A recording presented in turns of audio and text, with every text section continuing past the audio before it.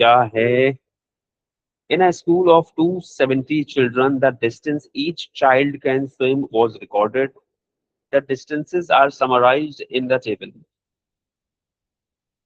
तो सबसे पहले तो complete the table to show the frequency densities. पहला वाला काम तो खैर आसान है। फ्रीक्वेंसी डेंसिटीज कैलकुलेट करने का मतलब है फ्रीक्वेंसी अपॉन क्लास विड्थ। तो 110 divide by 100 that will be 1.1. 50 divided by 100 will be 0.5. 60 divided by 300 0.2. 60 divided by 300 is 0. Check करते रहना, मैं ऐसे ही लिखता जा रहा हूँ बस, कैलकुलेटर नहीं है मेरे पास। 50 डिवाइड बाय 500 तो 0.1। आई होप मेरी कैलकुलेशन सही है।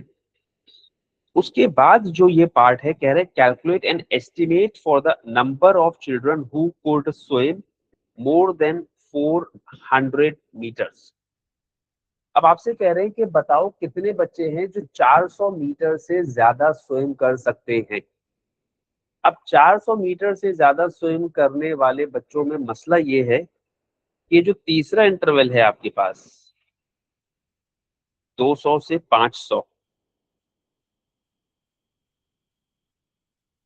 इसमें कुछ बच्चे ऐसे हैं जो 400 से ज्यादा स्विम कर पा रहे हैं और कुछ बच्चे ऐसे हैं जो 400 से कम स्विम कर पा रहे हैं। इससे पहले वाले तो डेफिनेटली वो लोग हैं जो 400 से कम स्विम कर रहे हैं, तो इनकी तो जरूरत आपको नहीं है।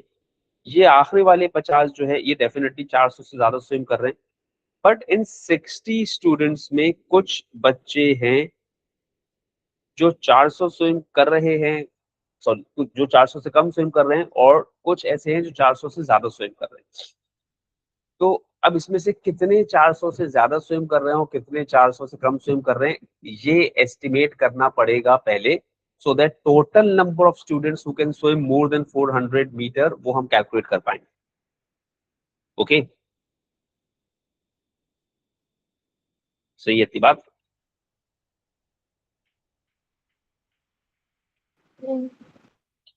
यानी मुझे एक्चुअली पता करना है कि number of people lying in 400 या number of students lying in 400 to 500 ये कितने हैं।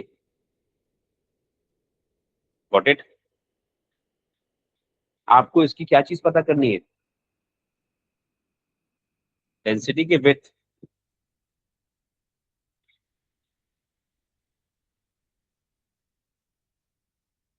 बता दो भाई, ये जो एक नया इंटरवल मैंने निकाला है, आपको इसका क्या चाहिए? डेंसिटी चाहिए या विड्थ चाहिए?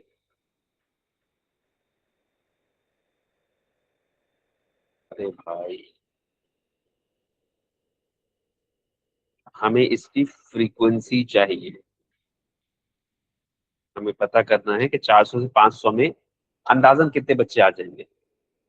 तो खैर, जिस इंटरवल का छोटा सा हिस्सा आपने उठाया है उस इंटरवल की विड्थ तो 0.2 थी, सॉरी डेंसिटी 0.2 थी।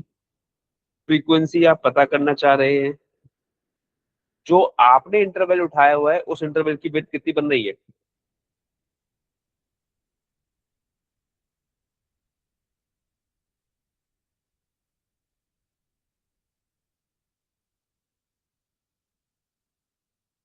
तो सही है। तो number of students lying in that specific range are 20। यानी ये जो 200 से 500 की मीटर वाली आपकी रेंज या इंटरवल है उसमें टोटल 60 लोग हैं। उन 60 में से कितने लोग हैं जो 400 से ऊपर स्विम कर रहे हैं? 20 बच्चे हैं जो 400 मीटर से ज्यादा स्विम कर रहे हैं।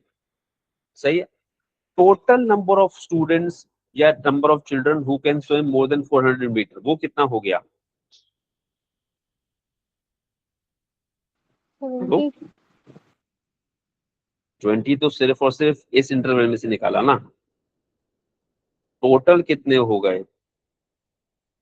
ये 50 बच्चे भी तो थे जो डेफिनेटली 400 से ज्यादा स्विम कर रहे थे।